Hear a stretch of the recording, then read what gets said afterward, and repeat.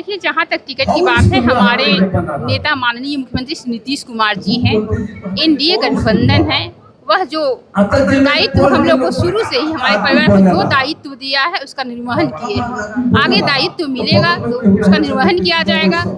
उन्होंने यह नहीं देखा कि यह इस पार्टी से उस पार्टी से, इस जाति का है उस जाति का, इस धर्म का है उस धर्म का है, उन्होंने यह कभी नहीं माना।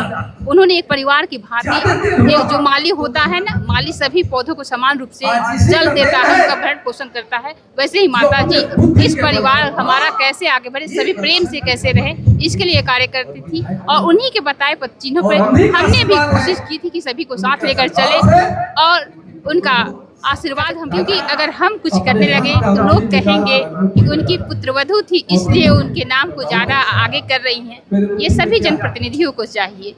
और जी हमारे दुधुले में वो वास करती हैं, हमारे साथ चलती हैं, तो उनकी प्रतिमा हम लोग बनाकर, उनका मंदिर बनाकर उनको याद करते हैं और उनसे आशीर्वाद मांगते हैं।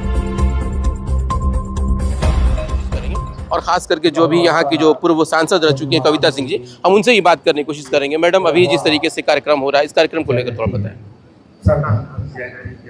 सबसे पहले आप जानते हैं कि आज लौह माता पूर्व विधायक जगमातो देवी जी की पुण्यतिथि है। आज ही के दिन 26 जून 2011 को उनका देहांत हुआ था, वो परलोक सिधारी थी और उनकी याद में हम सभी उनकी पुण्यतिथि मनाते हैं, जयंती मनाते हैं। तो आज उनकी 13वीं जयंती है।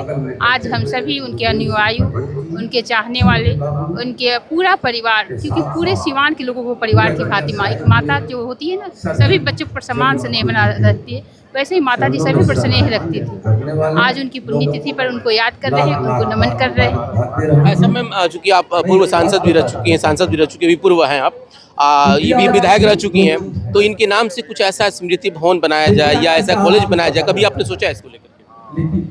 देखिए, माता जी पूरे सिवान जिले वासी को अपना परिवार मानती थी। चूँकि मैं उस परिवार की सदस्य हूँ, उनके पुत्रवधू और उनके बताए रास्तों पर मैं चलती, भले उनको नहीं देखी थी, लेकिन कहीं न कहीं हमको महसूस होता है कि माता जी हमारे साथ चल रही हैं और सही मार्गदर्शक, पथ प्रदर्शक के रूप में हमारा मार्ग प्रशस्त करती थी। हमें लगता है कि ये तो सिवान जिले के सभी जनप्रतिनिधि को चाहिए कि उनकी याद को संजो के रखें, क्योंकि अगर हम कुछ करने लगे तो लोग कहेंगे कि उनकी पुत्रवधू थी इसलिए उनके नाम को ज़्यादा आगे कर रही हैं। ये सभी जनप्रतिनिधियों को चाहिए। और जी हमारे दुधुले में वो वास करती हैं, हमारे साथ चलती हैं, तो उनकी प्रतिमा हम लोग बनाकर, उनका मंदिर बनाकर उनको याद करते हैं और उनसे आशीर्वाद मांगते हैं। सामने जो 2025 का चुनाव आएगा, क्या लग रहा है कि इसका कुछ मतलब असर राजनीति में भी पड़ेगा क्या आने वाले समय में 2025 का भी? राजनीति के एक अलग क्षेत्र है। माता जी के बारे में अगर आप जानते होंगे, भले वो उस दौर था, आप वाकिफ होंगे उस दौर से कि सिवान के लोग त्राहिमाम कर रहे थे। उस समय एक योद्धा की भांति निर्दलीय रघुनाथपुर विधानसभा से विधायक बनी एक जनप्रतिनिधि का जो दायित्व होता है, उनने उसका निर्वहन किया और उस पद गरिमा को उन्होंने बनाए रखा और साथ ही साथ उन्होंने जो स्नेह बांटा उसमें सभी को समाहित किया।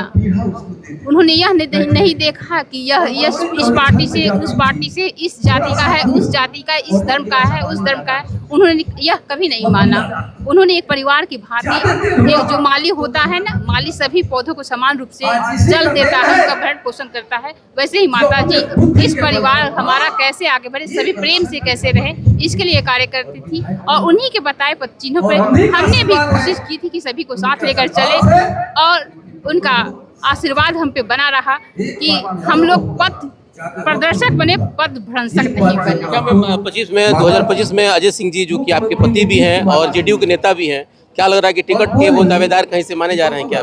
देखिए, जहाँ तक टिकट की बात है, हमारे नेता माननीय मुख्यमंत्री श्री नीतीश कुमार जी हैं, एनडीए गठबंधन है, वह जो दायित्व हम लोग को शुरू से ही हमारे परिवार को जो दायित्व दिया है उसका निर्वहन किए हैं। आगे दायित्व मिलेगा तो उसका निर्वहन किया जाएगा। और नहीं मिलेगा तो भी पद तो एक पद होता है, उसकी गरिमा होती है।